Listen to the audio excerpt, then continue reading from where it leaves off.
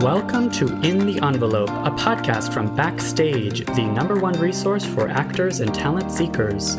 I am your host, Jack Smart, awards editor at Backstage, and I'm here to guide you through every aspect of the entertainment industry with the help of some of your favorite stars. These intimate, inspirational conversations with today's most award-worthy film, television, and theater artists provide you, dear listener, advice on how to live the creative life, personal stories of success and failure alike, and maybe, just maybe, a tantalizing glimpse in the envelope.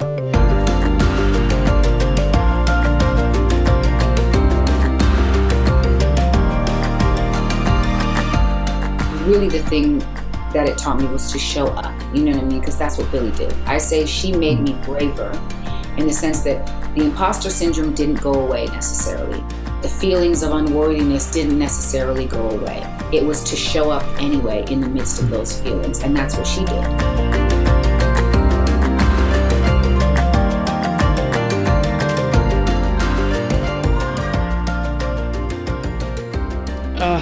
Listeners, hello, welcome to another episode of In the Envelope. I am so excited that you are joining us today for this very special episode that I'm so excited to air this week. Happy Oscar season, everyone. Here we are in the middle, towards the end, I should say, of this award season. We should touch on the recent huge award show, which is, of course, the Screen Actors Guild Awards, the SAG Awards, Backstage staff's favorite award show because it is, the only one given to actors and by actors. It was a very interesting ceremony this year, of course, with COVID, a pre-taped, entirely remote virtual SAG ceremony that took place over the course of an hour, pre-taped a couple days before the ceremony with the results kept secret. It was super exciting. The results, there were some fun surprises. I was really happy with I personally was really happy with a lot of how the SAG-AFTRA members picked these winners. On the TV side, there were some 2020 contenders like Schitt's Creek and The Crown won for the ensemble prizes. So those were kind of contenders from the past year. But looking ahead to like 2021 Emmy contenders, Jason Sudeikis and Anya Taylor-Joy have now won multiple awards for their work in Ted Lasso and The Queen's Gambit. So if you are already thinking about making bets on Emmys, those are good bets. Reminder too, that the film races at SAG have a strong correlation to Oscar results, reflecting the overlap between Hollywood's biggest guild, which is SAG, and the Academy of Motion Picture Arts and Sciences. Last year's, the film categories went 5 for 5 of all the acting prizes, including Parasite. So this year, Viola Davis, Chadwick Boseman, Yoon Yuh-jun, and Daniel Kaluuya were the individual film winners, all of which are, of course, Oscar nominated. And then The Trial of the Chicago 7, which is nominated for Best Picture, that won the Film Ensemble Prize. One particularly exciting thing about the leading actress race this year, at all of this year's precursors to the Oscars so far, a different Oscar-nominated actress has won each time. So Carey Mulligan won the Critics' Choice Award, now Viola Davis at SAG. And then two other Oscar nominees, Frances McDormand and Vanessa Kirby, are up for BAFTA, the British Academy Film Award. And then today's podcast guest, Andra Day, took home the first of the season's major precursors, the Golden Globe Award for Best Actress in a Motion Picture Drama. You guys, I'm so excited to bring you this interview with Andra. It was so much fun talking to her, as you'll hear. She is nominated for playing Billie Holiday in Hulu's The United States vs. Billie Holiday, directed by Lee Daniels. It is a biopic, but it's highlighting the largely unknown story of Billie Holiday's legacy as a civil rights activist. I know Billie Holiday from her voice and from the songs that she wrote and covered, and many of us may know about her struggles with drugs and alcohol because she did die at the age of 44. But few know that she was targeted by and slandered by the FBI for her, among other things, for her refusal to stop singing the song Strange Fruit, which of course was a song protesting the lynchings of African Americans in America. Billie Holiday has been portrayed in movies before by the likes of Diana Ross, also nominated for an Oscar for her feature film debut, like Andra Day. And then Lady Sings the Blues, which was a play, and Audra McDonald won a Tony Award for that. Anyway, it was very exciting to talk to Andra at this exact moment. Nominated for her feature film debut. We've talked to so many working actors on this podcast, and so while you may think having only one big movie role to talk about might not make as informative or as inspirational an interview, but listen to the ways that Andra describes going deep into this character, or the notion of, is this a character or is this a real life icon? And I was just so blown away by the ways that she talked about the physical and emotional transformation into Billie Holiday, and how physicality and emotion are one and the same for that process. And all of this just asked so much of Andra as an artist and as a human. And so I felt really honored to get a glimpse into that. Thank you so much, Andra, for this glimpse into your process and for talking about imposter syndrome, which is common not just for first-time actors, but for actors that, for fellow Academy Award-nominated actors, I'm sure. So without further ado, stick around after this interview to hear from Christine McKenna-Torella, as always. But let's take a quick break and then get to this interview with the beautiful Inside and Out Andra Day. Applications are now available for UCLA's Professional Program in Acting for the Camera. Gain knowledge from successful industry professionals and receive a world-class acting education in 3 quarters consisting of scene study, acting for the camera, and career development workshops, an intimate classroom environment with a maximum of 16 students per workshop, and a certificate of completion from the UCLA School of Theater, Film, and Television. Students are encouraged to apply early, space is limited, admission is competitive. Just Google UCLA Professional Programs and you'll find us.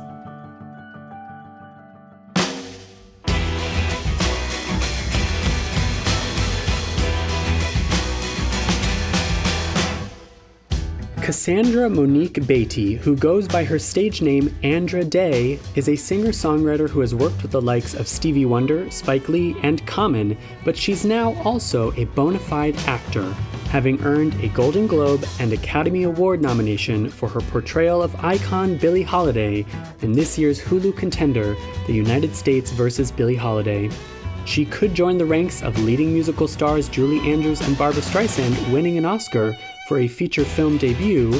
Here is the stunning Andra Day.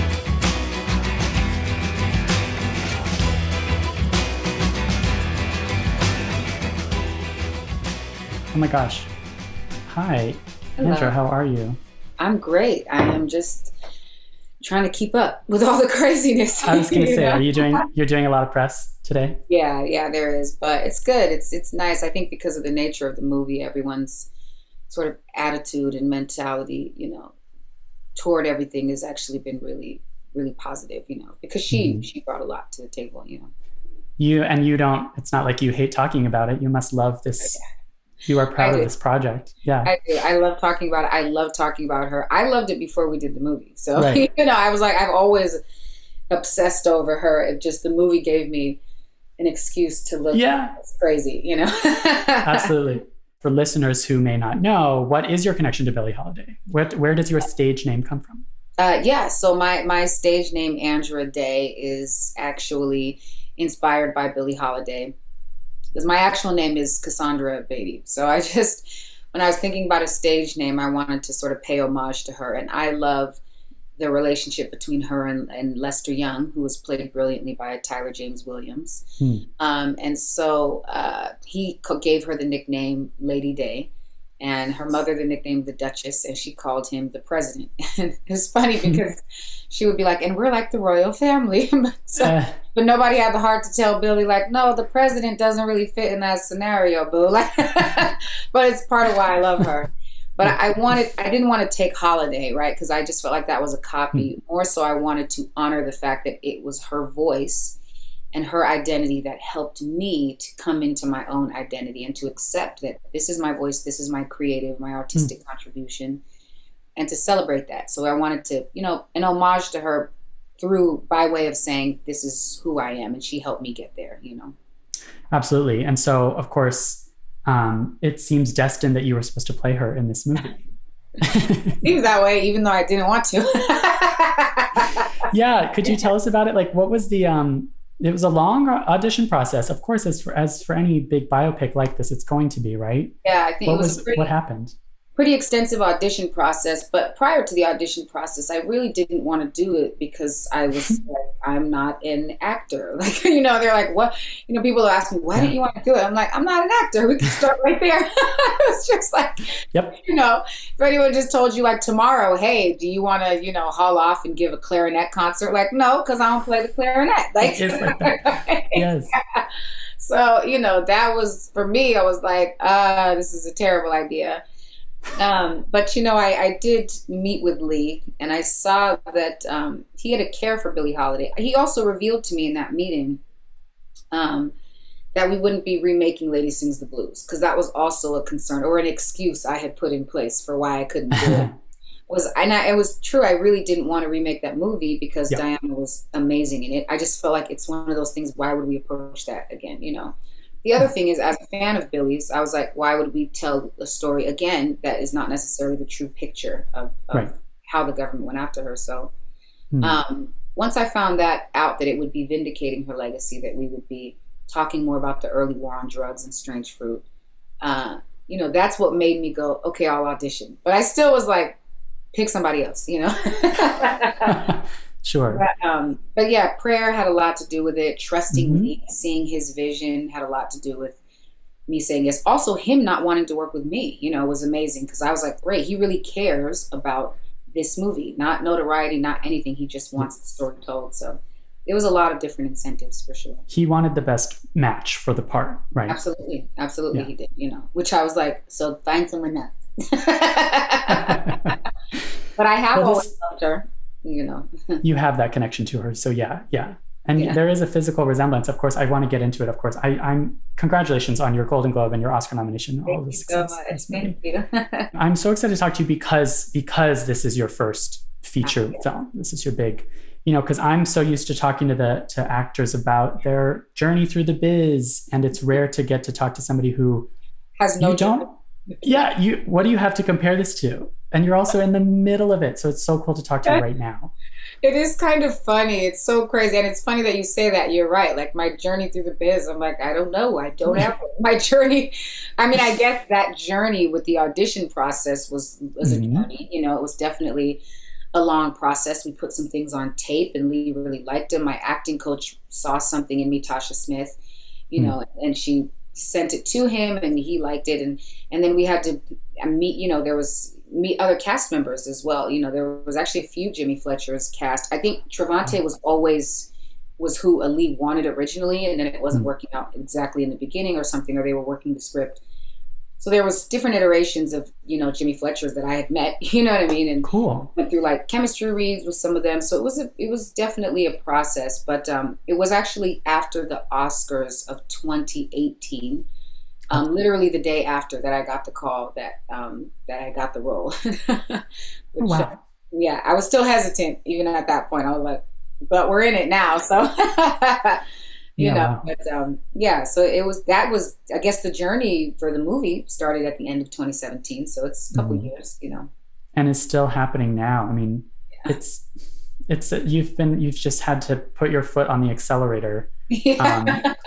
And of course, we're always asking for what is the career advice? And because you're in the middle of it, like, first of all, how are you taking care of yourself, and how are you handling it? And like, what is your advice for maybe another actor who's in your same shoes of like the sudden burst onto the spotlight like this? All of a sudden, it's like, wow, you actually really did do a good job, and now everybody's looking. Validation. Yeah. I think for me, I mean, I consider myself a deeply spiritual person, or at least I try to, focus on those things. And so for me, the grounding is that, is that these things are all blessings, and they're amazing, and to enjoy them, and to, be very present in them, but to remember that they are at the same time also a tool, you know what I mean, to encourage, as we say, ministry, or just to encourage people in their spirit. And I think that's tied directly to my purpose, my overall purpose, we as a people, and then my individual purpose as an encourager of men. I think that's something in identity scripture for me. So I think that, I guess what would I advise for someone new? Probably very little advice for them because I'm like, I don't know, I'm not hanging on that way. No, but I guess just to you know, yeah, to just not let it overwhelm you. I think when you do things with purpose and with intention and with faith, and you put in the work, you know, so to just be grateful. That's really what I would say. Just gratitude in every scenario, because gratitude will keep you grounded and will keep you focused and also keep you present and enjoying the moment. So that's been a huge thing for me, for sure. That's great. That's great life advice as well as career. Life, right? I guess it's life. It's true. Yeah. In any scenario, that's true. Yeah. Because we talk a lot on this podcast about the ebbs and flows of the industry. And this is such a big, I guess, flow. Yeah. Yes. But you also, so talk to me about your kind of journey through the biz. Like what, I'm fascinated by Stevie Wonder becoming one of your collaborators, and then Spike Lee and all of these people who kind of discovered you doing Fits and Starts. I was just watching all of your mashup videos, by the way, and I love those mashup videos. Oh, thank you so much. Yeah. You know, it's so funny. That feels like a lifetime ago. You know what I mean? It feels like it was so long ago. And I think also because just the movie sort of, you know, aged me in a way that I would do again. You know, it definitely did. And, you know, not just physically, but emotionally and mentally. So it feels like it was like shoving 10 years into a span of 3 years, you know, with everything. So, I mean, Stevie was really, it's funny. I was actually in a terrible situation with like this sort of producer manager. And a lot of artists have this story, you know what I mean? They have some type of rough story, but I don't have any hard feelings about it. You know, I think, you know, everybody's just trying to make it. And unfortunately it manifests in taking advantage of other people, but you know, it's life, you know what I mean? So, but the one good thing that did come of it was I sang in front of a shoe store at a strip mall, just a little microphone and this little carry amp. And he had a recording of it in a pastry shop. Actually, he found himself with Kai Miller Morris, who at the time was Stevie Wonder's lovely wife, and she heard it and she loved it, and she actually was like and revealed that, okay, I'm his wife and I would like to play this for him, you know. And she did, and I guess he loved it too, and they set up a call, you know. So I was living in my mother's, you know, 1-bedroom apartment, which is basically the size of a studio, you know, behind a 7-Eleven, in between a 7-Eleven and a dumpster. You know what I mean? Like that was really, really actually our location, in an alley on the top floor. But so it just felt like this meteor hit the house. He was a huge presence that, like, it was weird, like the secret I was holding on to that the world around me didn't know, that Stevie Wonder was on the phone right next to them. You know what I mean? Like it just felt crazy. And he talked to me about like writing songs, and a particular song he wanted to write, and just like what my sign was, you know, just life stuff and music stuff. Unfortunately, I was not told the truth. I was told that they didn't like me and I wasn't good enough. And so that's why it didn't work out and we didn't hear back. I didn't find out till later that the person I was working with had tried to solicit a large amount of money from them. But they, like, God is great, and they held on to my information and reached out a year later after I was not working with this person anymore. And then ultimately introduced me to the producer, Adrian Gervitz, who did my first album, you know. So amazing. It's really interesting. I think there's a lot of stories like that, which is why I feel like I give so much credit to God, because, you know, yes, there's a lot of hard work, but people had to say yes too, you know, and I'm not in control of that. Yeah, talk about ebbs and flows. I mean, that, like you said, that is true of every artist. It's not all success all the time. Okay, that's all you see. All you ever see is the tip of the iceberg. You know what I mean? You don't see all of the, like, you know, all the work underneath, the 15 years underneath, you know. Right. So those 15 years, what was the goal? What was the childhood goal of what you wanted to be when you grew up, and how has it changed? I'm wondering if in the last couple of years, is it now acting? Is acting included in the goal? Are you first and foremost a singer, you know? Yeah, I mean, I think so. You know, that's how I came to fall in love with Billie Holiday, and that's how I came to. But, you know, it's interesting. I guess I can say I'm first and foremost a singer, but, you know, again, it's this spiritual thing for me. I think that God brings us into different seasons, right? There are seasons in life. Cool. And so, yeah, you know, I think that in one season, maybe I am first and foremost a singer, but in another season, maybe this next season of my life, and I'm first an actress, you know, and I love that. And then maybe later on, you know, it's, I don't know, whatever philanthropy, or it's interesting. And I guess the best way to describe it is that I'm an artist. But I will tell you, in the beginning, no, it was not that I was like, I'm going to be a famous movie star. That was not. I always knew I wanted to do music, and I wanted to do recorded music, because I liked. At first, I didn't like writing. I just was like, why can't I just sing songs? Like sometimes Whitney does, and she sounds so beautiful and inhabits them, and but just times were different, and I realized that no one is going to. Also, when I would have someone write something for me, it was unsettling sometimes that it wouldn't fit, so yeah. I developed a love for writing through that. And so that's why I pursued recorded music, because I liked being at the helm of what was happening. I liked creating and being involved in that. So that's always been my thing, and it's always been my bread and butter. And but I don't know, in this new season of my life, maybe it's like, no, you're first and foremost an actress right now. I'm like, okay. So definitely. That's what you're being told. That's with the Golden Globe Award win. Right. Well, I'm like, I'm a singer. Everyone's like, yeah, no, we know, but you're an actor. It's funny because Lee and my co-stars will tell me, I'm always like, I'm not an actor. They're like, stop saying that. You're so annoying. You are an actor. I'm like, okay. So I'm just now, I feel like receiving it, right?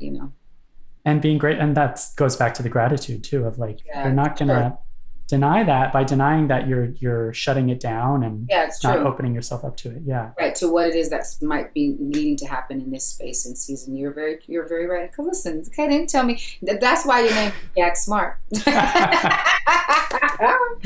Yes, indeed. And I love talking about gratitude, and I love, it is the grounding force. Yeah. And I do think it must be true. Like, if this had been a different scenario where your first time acting role was a fictional character or somebody that you didn't have this intense connection with, like, part of what made you force yourself to say, oh, I'm an actor, and to step up is because it's Billie, right? And because you were feeling very responsible for doing her justice, right? Yeah. Oh, absolutely. Well, so it's what made me go there. What made me go method, I guess, that's what people are telling me. And my acting coach has since been like, yeah, you went more method when you were on set. Like, she didn't necessarily trained me in that, but she was like, but what she trained me was really whatever you got to do. You know what I mean? Whatever feels right and that you have a piece about. And if it's authentic and it feels authentic, doesn't really matter necessarily what technique it is. Just, you know what I mean? So you'll adopt a few. And so she said on set, I went more method. So it's my love for Billie that really made me do that. Mm-hmm. And it was also my love for Billie that made me say no the first time too. Cause it was just any idea that I would be, what I had in my mind, honestly, Jack, I had in my head that, like, people, when they think about Billie, will go, oh, Billie was wonderful. Boom, boom, boom. I've said this before. My God, Diana was so amazing when she played Billie. And then they would go, oh my God, Audra McDonald on Broadway. Oh, you remember when she played, like, oh my God, you remember when Andra Day tried to play Billie? No. Like, that was running in my head so crazy. I was like, I'm going to be that person. Oh my God, so, or that it would just continue to be that thing, like, oh, see, this is what happened when singers think they can just jump in and do, because there is that stigma for sure, and I also feel like there's that assumption sometimes that from one realm to another, I can just jump over. And listen, some people can do that, you know what I mean? But it takes a lot of work, and I think we discount sometimes. If we have the access and we have success, then we just think we can go into anything. But it's much deeper, more spiritual, more creative thing, Absolutely. It takes the time and the dedication and the work. I mean, you are speaking like a true actor too, though, because every actor has the imposter syndrome. Every actor feels God, yeah. I'm going to be found out as a fraud. And of course, a terrifying fear of failure. Absolutely. That's very, very valid. Yeah. You told Oprah, I want to ask about the nitty gritty of constructing this, character, of course. But on that topic of self-sabotage, I mean, you talked to Oprah about self-sabotage. Like, this also goes back to advice. How do you get out of that? How do you then, either in terms of filming this movie or in just in life, how do you convince yourself to stop self-doubting yourself? It's interesting too, because she actually asked me on that interview why I believe that this role was brought to me, or why God brought me to this role. And I think, again, hindsight is 20/20. I'm now looking back realizing, wow, it wasn't just me there to like serve Billie to bring her legacy to life, or for Lee to bring her legacy to life, and for, to encounter, for me to encounter these people and to just be moved and learn from him. It was also the work that God was doing in me. And I think that he used Billie in a way that actually helped to alleviate some of that. I still deal with it, and it's going to be probably a lifelong process, Exactly. because that's a very human thing, you know what I mean? But I think it's got me to a point where I can accept it is a human thing. It is okay. The feelings will come up. You just have to, really the thing that it taught me was to show up, you know what I mean? Because that's what Billie did. I say she made me braver, in the sense that the imposter syndrome didn't go away necessarily, The feelings of unworthiness didn't necessarily go away. It was to show up anyway in the midst of those feelings. And that's what she did, because I'm sure she felt that as well too. And it actually really reminded me of the scripture that actually got me into the role. It was like, I was actually trying to pray the role away. I was like, okay, God, I know this is not what I'm supposed to do. And this is so crazy, right? Nudity, like, why would I do that? Definitely make it go away, please. This is terrible, But it was not that. It was, I read a scripture about, it's a pretty known scripture about like Peter, the prophet, the disciple walking on water, right? Mm-hmm. And I had read that so many times. And then when I was brought into prayer about it and into my devotion time, which is what I call it was the first time that I realized he did not ask for God to make the storm go away. It wasn't make the storm pass, make us safe again, make things comfortable again, calm the waters. It wasn't. It was in the middle of a storm, caused me to get out of the boat and to walk on water too. And I was like, oh, shit. Yes. So it was, a reminder that, we often want the storm to go away and think things that will be okay, but that's just not how life is. It is often one big storm, and we're looking to clear the storm as opposed to looking for peace in the midst, and presence and gratitude in the midst. And so that's what it taught me to do, was to just, even if I don't feel worthy, to say yes and to show up anyway, Whew, I need to hear that. Yeah. That's helpful for me.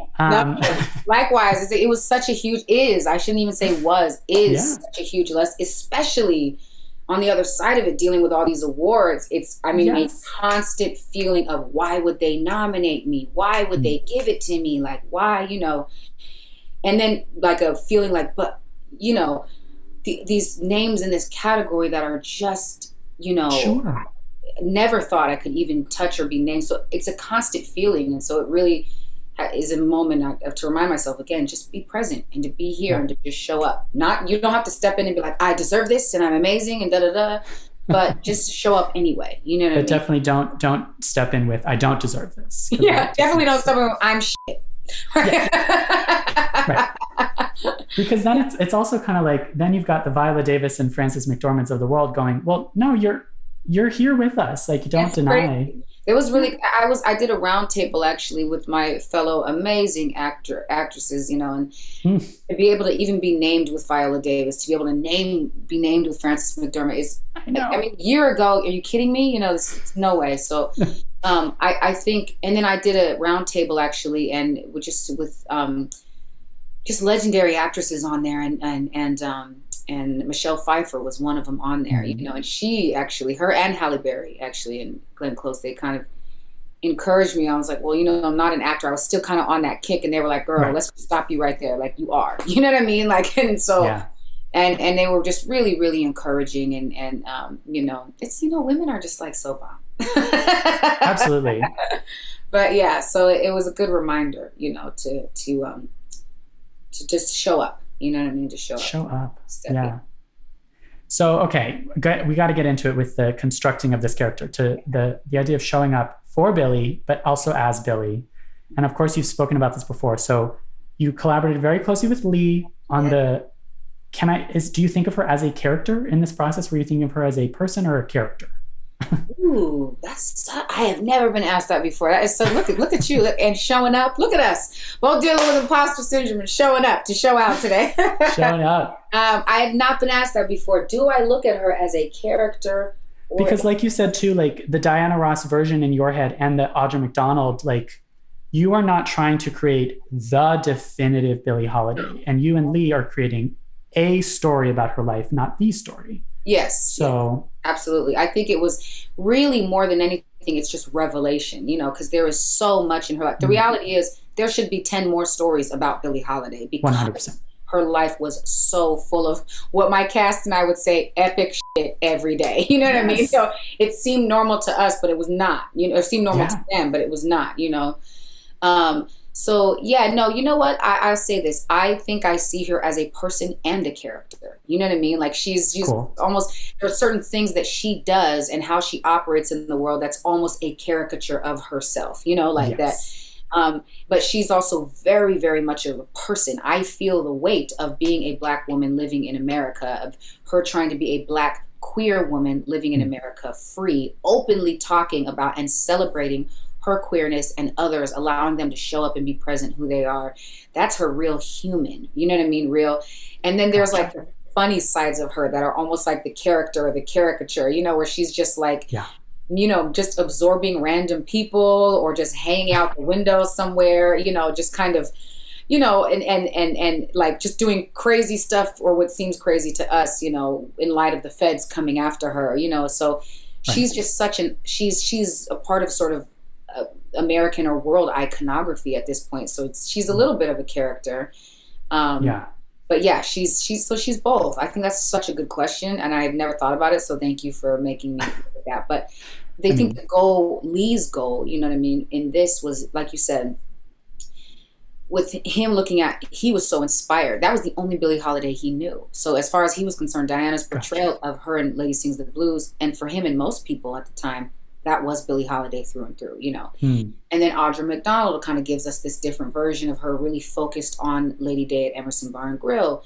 And then he was introduced really to Billie Holiday's fight, as the godmother, really the godmother of the reinvigorated civil rights movement, through Johann Hari's, through Suzan-Lori Park's amazing script based off of Johann Hari's book, Chasing the Scream. And I could tell, which is a part of what wrangled me in, he felt so slighted, and he fancies himself someone who knows a lot about Black history. Yes. And so he felt slighted. I could see the chip on his shoulder, like, how dare they get away with keeping this part of her story from me? And so for him, it was really vindication. You know what I mean? We need to see. So there was a lot, like, there's so much more you can explore. Again, Billie Holiday's relationship, her real love with women, you know what I mean, for women, her relationship with Tallulah, her relationship with her band.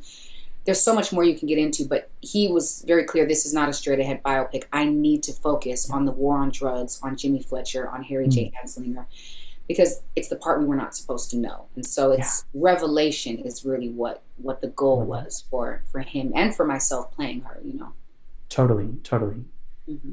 So speaking of this idea of like, because also I'm thinking of the fact that you're playing her as a backstage person, and then, like you said, this sort of iconography heightened thing. You're also having to play her walking on stage and being, when somebody steps on stage, they are inherently like almost a different version of themselves too. Yeah, and a character. That's kind of the character part of her as well. You know what I mean? Because that's the show. And she was brilliant at that. Because she would say in interviews, you don't have to cry, you just have to get close and they'll cry for you. You don't have to look, you just have to get close and they'll laugh for you. And I was like, woo. People forget. I think people just think she was high because that's just what we've been. She was high all the time. She was a brilliant performer. You know what I mean? She was very real and very raw, but she was also really intentional and calculating when it came to her performances. And I don't think she gets credit for that very often, because her legacy's just been boiled down to drug addicts. So that's kind of the character part of her. You know what I mean? As well, is the going on stage and the knowing how to grab an audience and being aware of your sort of sway over the audience. She was aware. She must have been. Yeah. But she also was like us in the sense that she dealt with the imposter syndrome too, especially later in her life. She just thought people were only showing up so they could watch the train wreck of a rundown junkie. You know what I mean? That was like her. She never thought people would remember. So she lived in both, wanting to control and wanting to do that, but also feeling like they just want to watch a train wreck, So it's, she is the epitome of duality, right? To me, like this dichotomy and duality, I think. Yeah, and there is such a tendency in speaking generally here in Hollywood, there's a tendency for Black female characters to just be one note, or to be for that one note to be strong and come on, Jack, smart.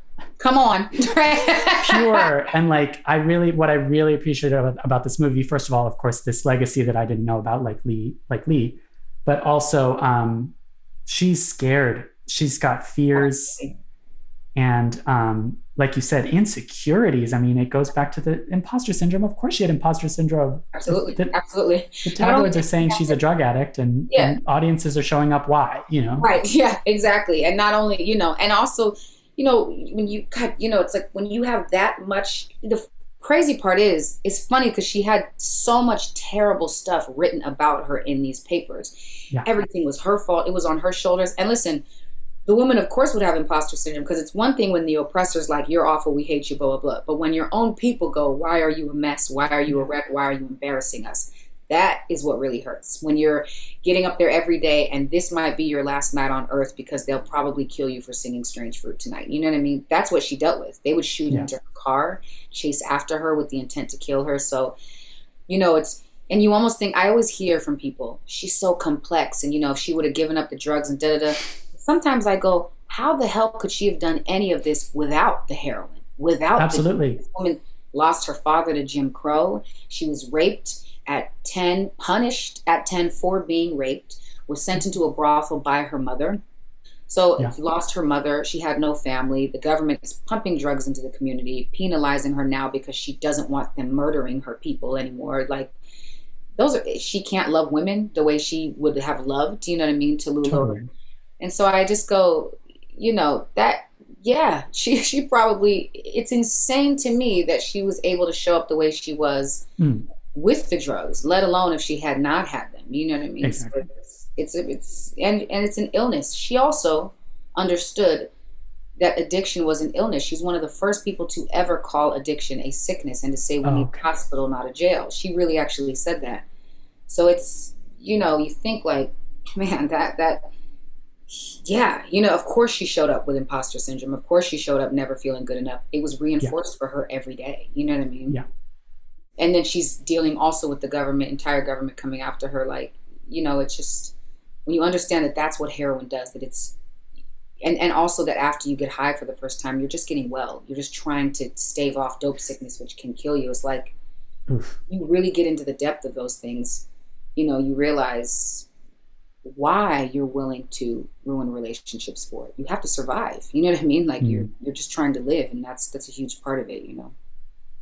That is all. It all sounds so daunting. And how much of everything you just said about her, I'm curious about how do you then construct the voice? Do you approach singing her stuff, recreating her voice as separate from everything you just said, the construction of this woman, or is it all of a piece? Yeah, it's all definitely the latter. It's all of a piece for sure. Okay. And I think that's why the voice was so important. Mm-hmm.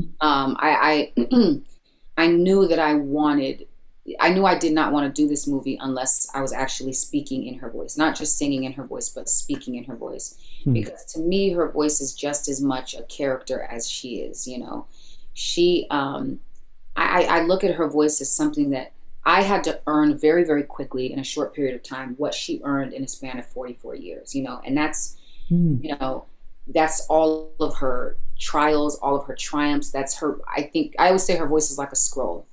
Losing her father is written on it. Every time she was raped is written on it. Every time she dragged a cigarette, imprinted on it. Every time she slammed heroin, did a speedball, did cocaine, drank. Every time she stood up to the cops. Every time she successfully got away from a rain of bullets, every time she spent time laughing with Lester Young, all of this is written onto her voice, the gin, everything, so cool. And so we had to do that. And Lee connected me with this great dialect coach, Tom Jones. Mm-hmm. And I think first it just was listening. I promise you there is not a piece of audio that out there with Billie Holiday on it that I have not heard, unless it has been intentionally hidden from the public. Right. I promise you. Like I was combing auction houses, everything. Yes. So I promise you there is not something I have not heard. And, there were really great pieces. The ones that were super helpful for me were the ones where she was just in rehearsal shooting the shit with her band. She'd go from being moody to being really happy to being like, I don't want to sing. There was also another one where she's playing with her godson, and you can see William Duffy, who was the writer of who helped her with her autobiography.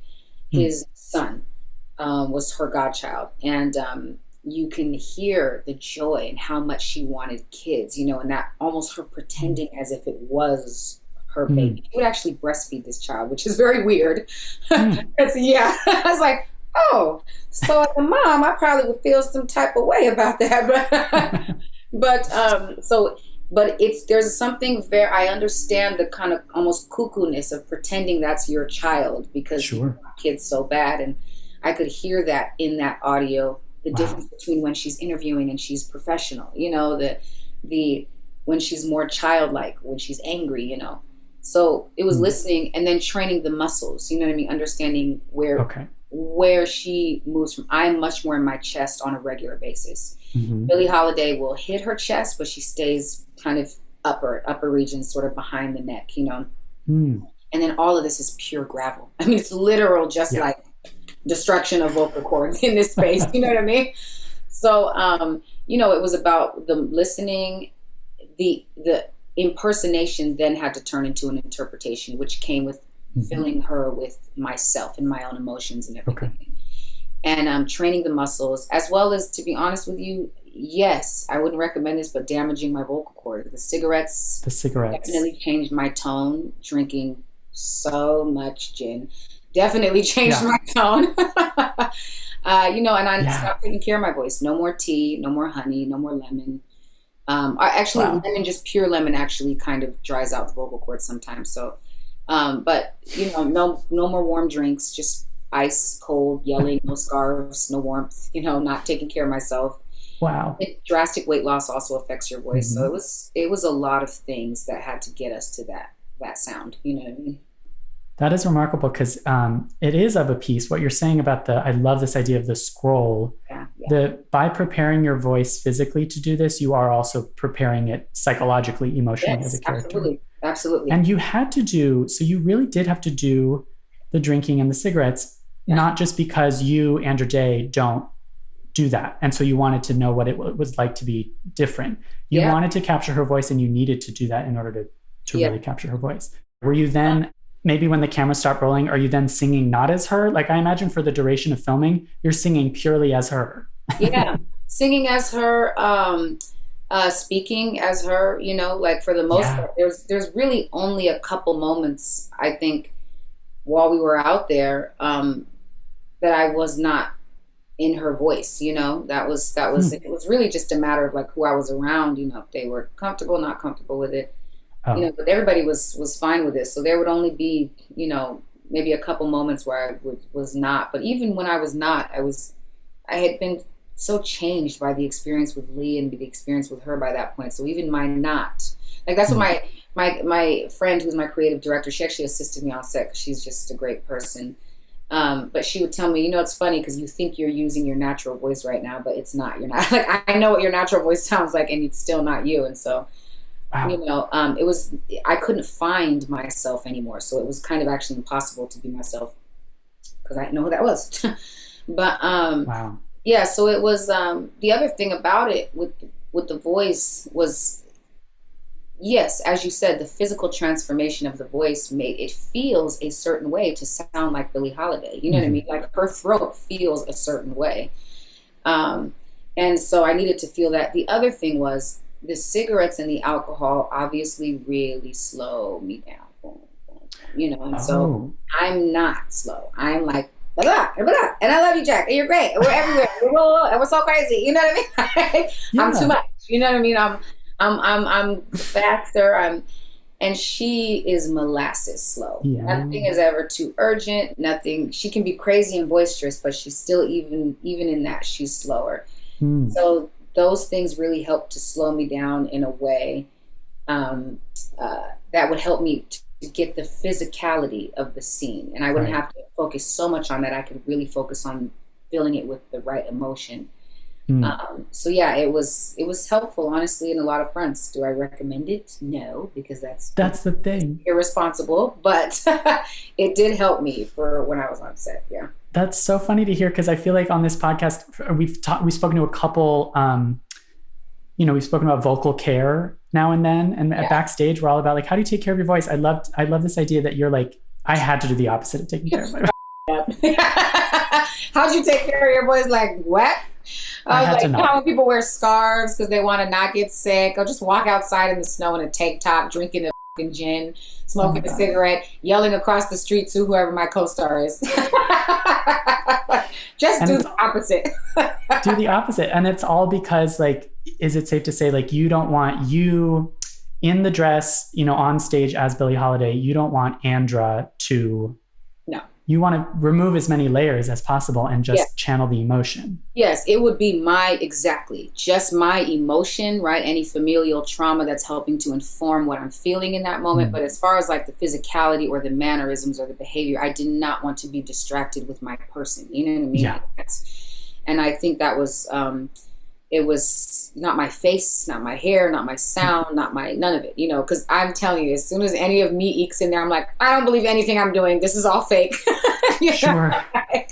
Yeah. So it's, no, I definitely wanted to be very, very much lost in her, that, you know, and it's, and to the point where, like, with my co-stars, you know, it's, you know, they understood, like, okay, this person we're receiving, they feel really natural to us. They knew me and met me as Billie, you know, and Natasha Leone actually says this all the time. She's like, it's weird hearing your voice or just meeting you, you know, because, you know, I thought I was meeting you, but I realized now I was meeting her. And so crazy, you know, but it had to be that, because we're similar in some ways, obviously, when it comes to the music, but in some ways in life, we are polar opposite, you know? And so, it had to be that, you know. It's so cool. It's so cool to hear. Think you can write 2 feature screenplays or a TV spec and 2 original TV pilots in less than 9 months? If you are accepted into the UCLA professional program in screenwriting or writing for television, you will. Both programs begin this fall. Learn from renowned UCLA instructors and you'll receive a world-class education in less than a year, an intimate environment with a maximum of 10 students per instructor, guidance from writing your script through navigating the industry, and a certificate of completion from the UCLA School of Theater, Film, and Television. Just Google UCLA Professional Programs. You'll find us. Were there any scenes or songs that you know you nailed? Do you have like a favorite? Let me see. Well, okay.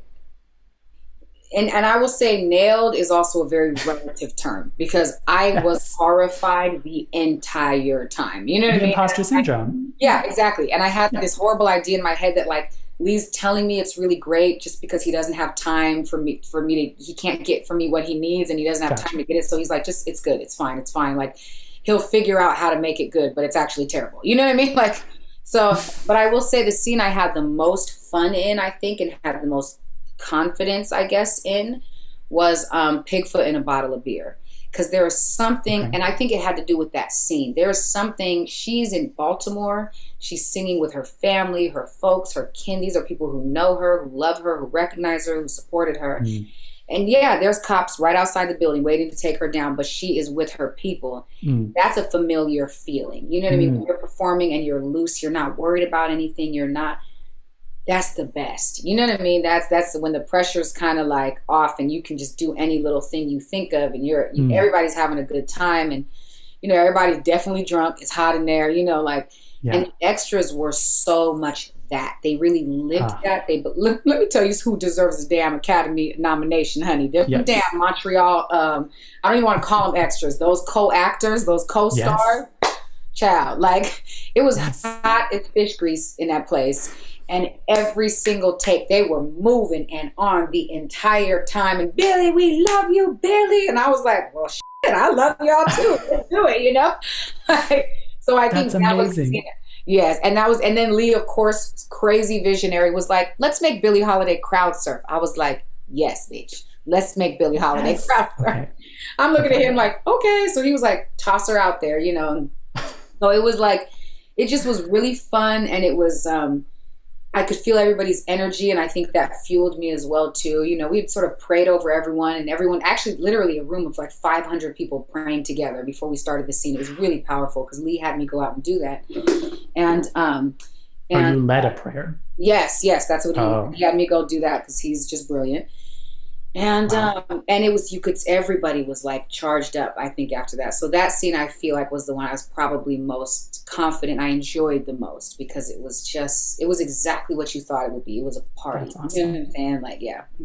That's awesome. And also it's such a great point to say that background actors, quote unquote, are co-stars. Like Yes, 100%. your performance was improved by your ability Absolutely. to react to what they were giving you.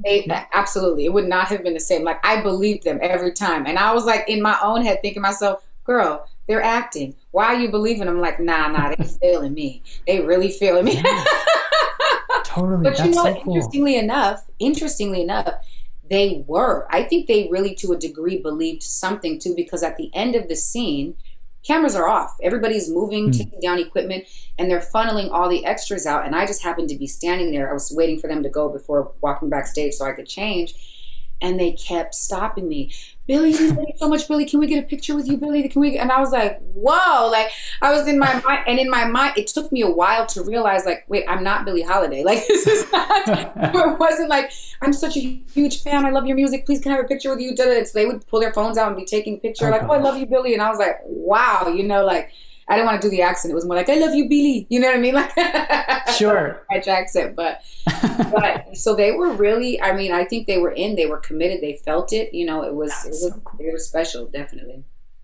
That's so cool. I mean, the movie could have easily been you up solo on stage lip syncing, and instead you guys like captured there were some live performance elements. Yes, there was. Yeah, Lee had the good sense to see. I guess that's what a brilliant director does.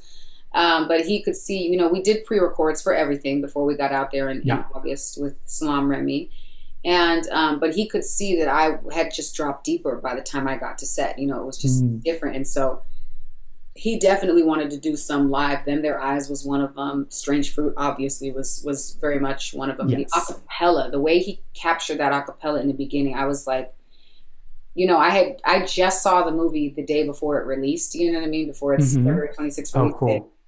And I just remember being like, that's what he did. Like, wow. It's just so powerful. And then God Bless the Child, I think, was another one. There was a few that we captured live on set. Or I think we captured really most of them live on set and then used the live performances of some of them. But I think it's because my spirit had changed more. It was different. And he says that's what he saw, and so he was like, we got to get her in this space, So cool. I have to let you go soon, but going off of that. I like talking to you. Damn. I love talking to you too. I'm so, this is so great. Because I really am it's so refreshing to talk to like a first time actor, and everything you're saying is both new, but also you're completely reiterating what we've heard on this podcast before. Yeah. But we ask this of everyone. We ask, do you have a favorite actor? Or do you have a favorite, maybe not favorite, but do you think there's a performance, an acting performance, film or TV, that you think every actor should see and study? Gosh, that's really difficult because I had my handful of people actually on set, like before going to set, that I was like, if I could somehow tap, but it was a combination of performances and actors, you know what I mean? Interestingly enough, it was also amazing to be inspired by my co-star Travante's internal acting, the nuance, and just the little, I just feel like this dude could actually do an entire movie with literally no words and you would understand a full script 100%. From it. You know what I mean? And so 100%. Tyler and I, my other co-star who I was inspired by as well, like we spoke about this, it's just like internal nuance acting. It's to me the level of like I love the way Robert De Niro does that. You know what I mean as well too. Just those little subtleties. Denzel is of the same ilk, So to me he is of that cloth. Everything is so deeply emotional. The other performance, obviously, is Marion Cotillard in La Vie en Rose. How interesting. I got to tell you, too, and so much so to the point that is a performance that also very much inspires Lee as well. And so there was inspiration of that on set. I think in his mind it was Diana Ross in Lady Sings the Blues. That's a huge one. And Marion Cotillard in La Vie en Rose, And then for me, add to that Jamie Foxx in Ray. The way that's a good one. He really, And I know Ray Charles, and I love Ray Charles's music, but Jamie Foxx truly became Ray Charles for me. It's incredible. The other person is Daniel Day-Lewis as well too. You know, I think Meryl Streep as well. You know, so it was a handful of people and performances that I was like, something, what is it? You know what I mean? Like excavating, combing, and clawing through, what is that thing that I need to suss out from these performances or these people, or, you know, it was that's emotional and vulnerable and raw and layered and powerful and strong and, you know, and angry and unlikable and also very likable. You know what I mean? Like it's just a combination of a lot of things. So it's a lot I just gave you, sorry, but those are it's like a handful of them, a mixed bag of people that I thought were. Well, that's super cool to hear, actually, because I knew, of course, all of that. You read everything you could and you listened to everything about Billie Holiday itself, but it's actually cool to think about the other like gold standards of Hollywood star playing iconic singer, which are Diana Ross, Marion Cotillard, and Jamie Foxx, for sure. Yes, absolutely. I think those performances were just, you know. And then to kind of compare them all together, you're there like, well, what do they have in common? Like, how are these successful? That was actually what I literally studied, you know what I mean? Every single one. And it's so funny because I did the same thing even with Trey, and I just told him this, like, I don't know, maybe a couple of weeks ago or something like that, you know?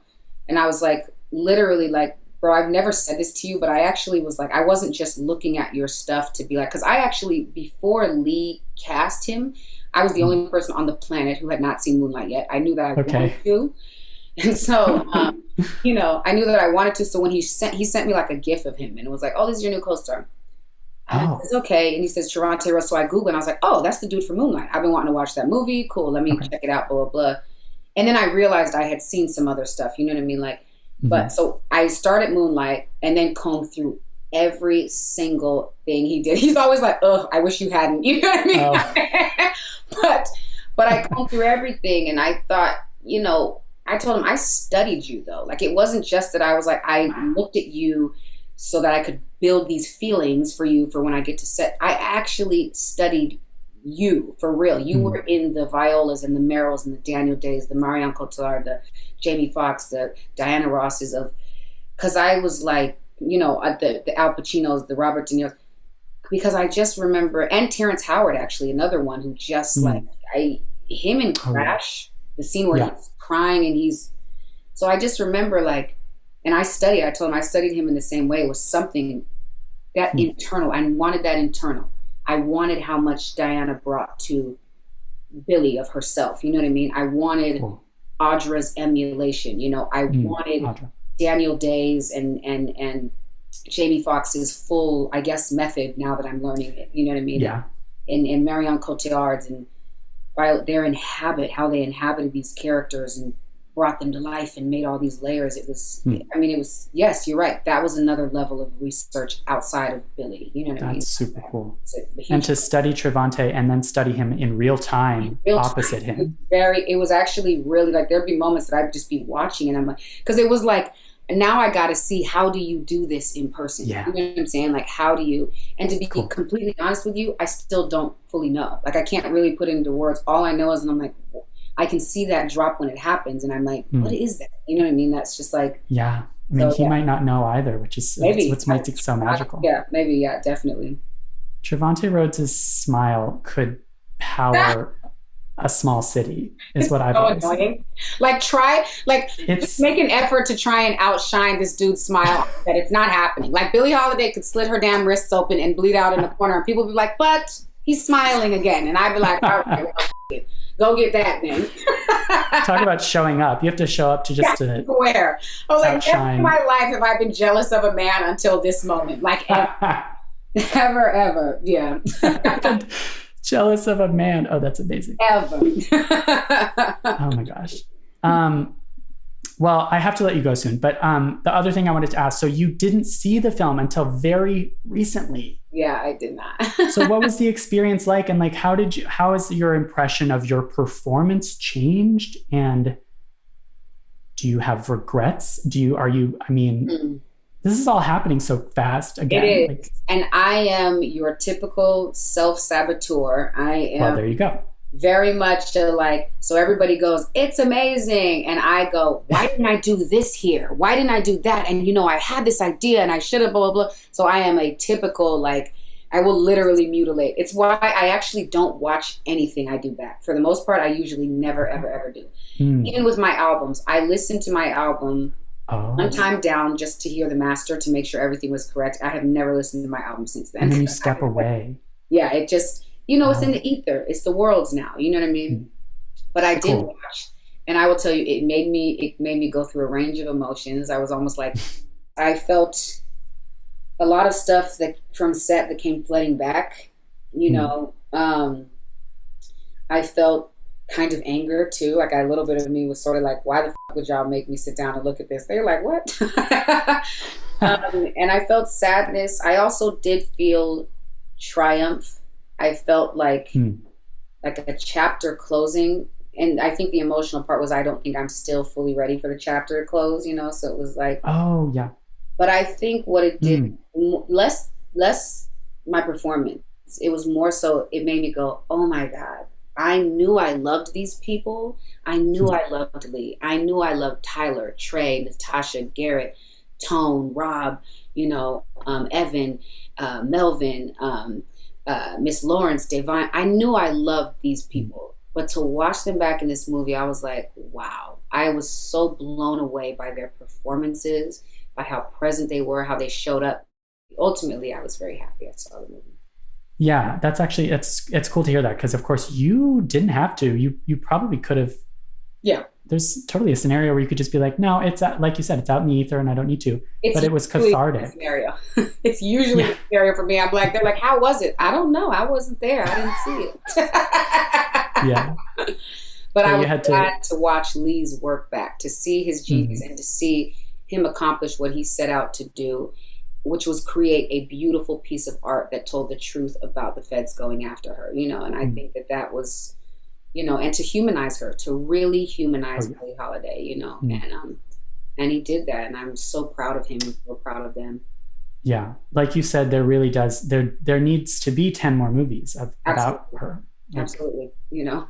It was so funny, actually. My friend Cynthia and I were talking about this the other day. It was like, there could be literally 10 more movies about Aretha, and there could be 10 more movies about Billie Holiday. Like, their lives would have that much to them. You know what I mean? 100%. So, yeah. And I assume by Cynthia, you mean Erivo. Yes, my love. I love her so much. Oh. We do too. Yes. We spoke to her too. I also just remember we spoke to Devine, I think while she was filming, like she was away for a weekend or something, and she was like, I'm working with Lee Daniels on this Billie Holiday movie. And I love her so much. Oh my God. The singer Andra Day is killing it. And I was like, oh, cool. That sounds really cool. Yeah. They kept coming back to me, her and my other co-star, Tone Bell, and then Evan Ross. They would be like, we've been talking to people about this performance. You murder. And I'm like, for real? Okay, cool. I can't hear that shit right now because I'm high as fuck. No, I'm just kidding. There's the method. You're a method. Yeah, I'm learning for sure. Yeah.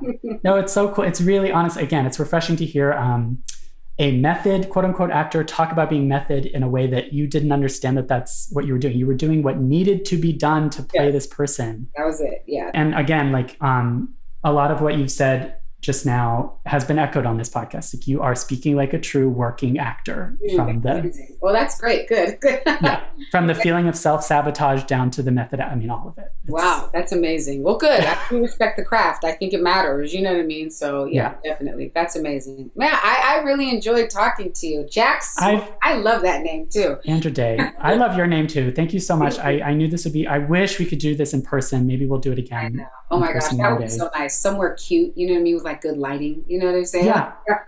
I used to do it all the time, and now I don't remember how. So that's the other part. It's like Billie Holiday. Listen, I feel like God used Billie Holiday to work all of that anxiety of meeting people, and now COVID was like, nah, be scared again. I'm like, what? Completely. It's also not like we were talking about this whirlwind of your like career, your acting career blowing up. It's happening in the middle of a pandemic. That's so weird. So weird.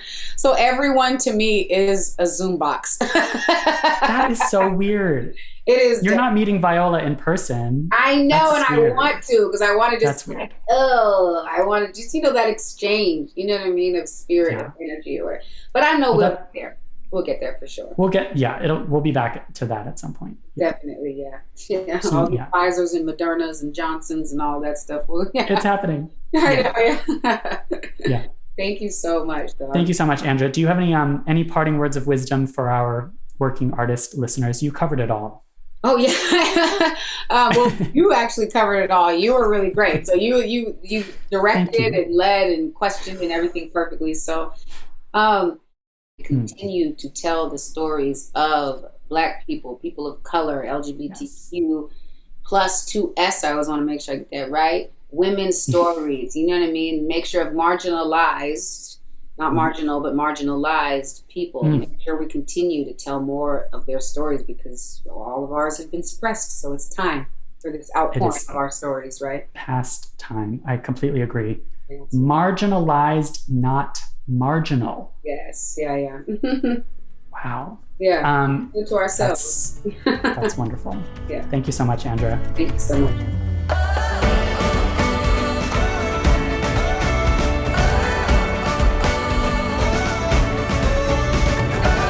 And now it's time to hear from Christine McKenna-Torella, our Backstage casting insider. I will let her take it away. Hi guys, Christine McKenna-Torella here. If you haven't seen United States versus Billie Holiday on Hulu, it is so great. Look, it took me a minute to get to it, for award season list is very long, but Andra Day's performance is a masterclass. It's so beautiful. It's a great ensemble. I loved Lee Daniels' direction on this.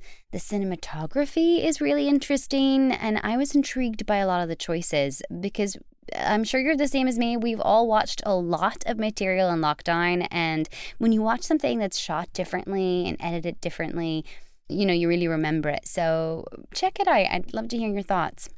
Inspired by Andra's character work and individuality, I thought I would share a quick reset trick about getting in and out of character for your auditions. We have so much tech around us, especially with virtual auditions. It can be a challenge to drop into the experience and in a full way, right? Be really present. There's so many distractions, not only on our laptop, but in our home setup.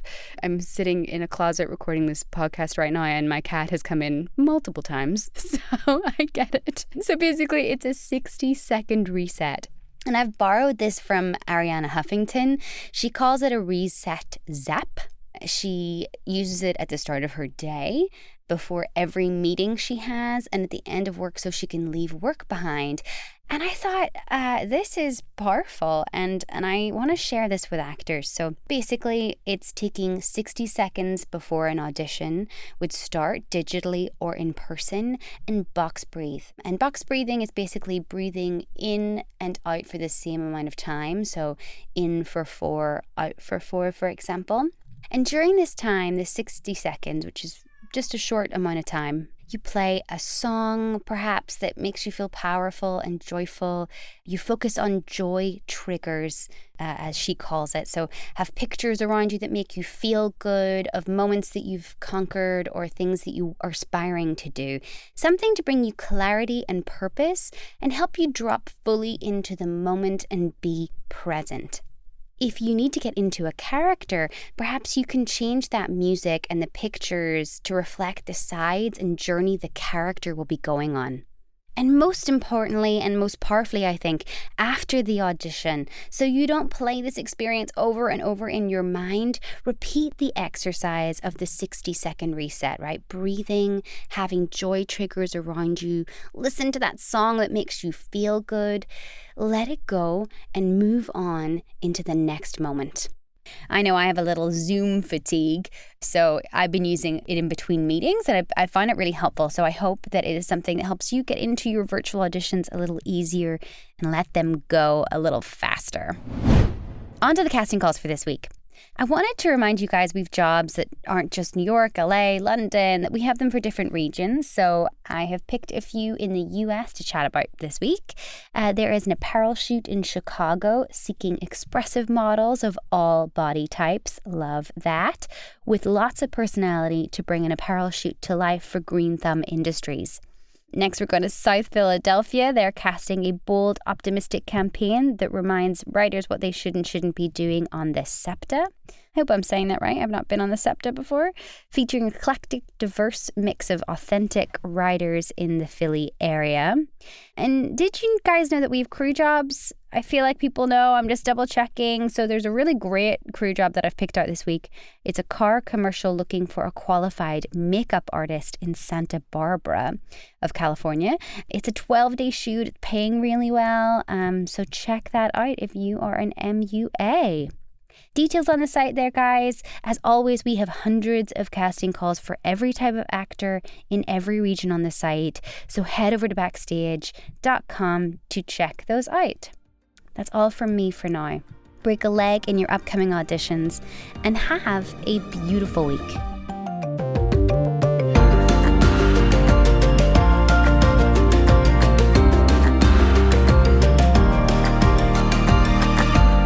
In the Envelope is recorded at Lotus Productions and Hyperbolic Audio in New York City, and Soundbox LA, Mark Rouse Studios, and Buzzies in Los Angeles.